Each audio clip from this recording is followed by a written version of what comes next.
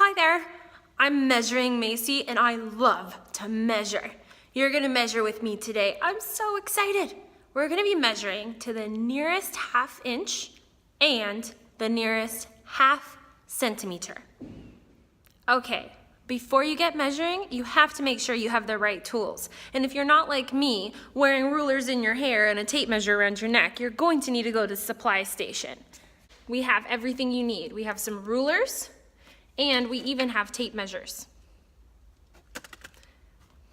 Grab both. If you know you already like one over the other, grab the one that you like. The point is, make sure you have the right measuring tools. Okay, when it comes to measuring, especially things that are straight, I prefer to use a ruler. If you want to try out the tape measure, go for it. This is my preference. When we're talking about rulers or tape measures, we have to make sure we understand what all of these different numbers mean. If I'm measuring to the nearest inch, I'm going to use the side that has the larger spaces in between each number. These are inches. Some rulers label it for you, this one doesn't. So you just have to know the bigger ones are inches.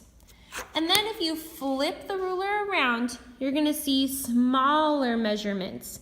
These are the centimeters. Bigger is inches, smaller is centimeters. So the funny thing about inches and centimeters is that they're both just ways to measure things. In the United States and in the UK, they prefer to use inches. Mostly everywhere else in the world prefer to use centimeters. So living in Bahrain, it's important that we learn how to use both because we go to an American school, but live in a place that uses centimeters. As you can see, I have 3 lines here on the table, and I'm gonna measure them to the nearest half inch. Whenever I measure something to the nearest half inch, first I have to find the inches, and I'm going to line it up perfectly with that 0, and then I'm going to see where the line ends. As you can see, this line isn't perfectly at the 6 and isn't perfectly at the 7. It's right in between. This is where rounding to the nearest half inch comes in handy. The line that's perfectly in the center between the 6 and the 7 shows 6.5.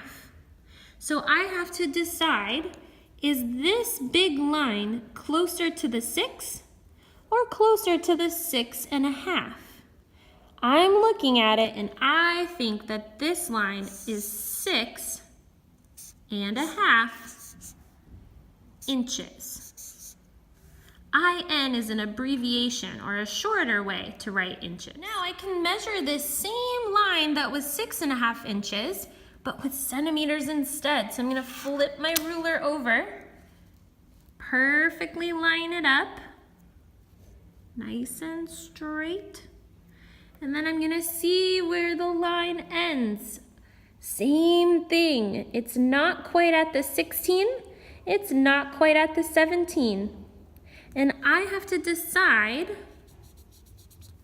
that halfway point, is it closer to a half or is it closer to the 16? I think it's closest to the half. So I'm gonna say that this line is 16.5 centimeters.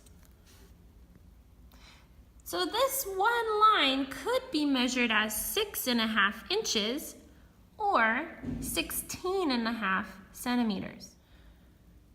Sometimes your line is not going to be closer to the half. See how this one is right in between the 3 and the 4? Here's that halfway mark. When I measure it really carefully, I can see that that line is a little closer to the 3. So I'm gonna say that this line is 3 inches. Now that you know how to measure to the nearest half inch, it's time to move on and do it yourself. I'm so excited.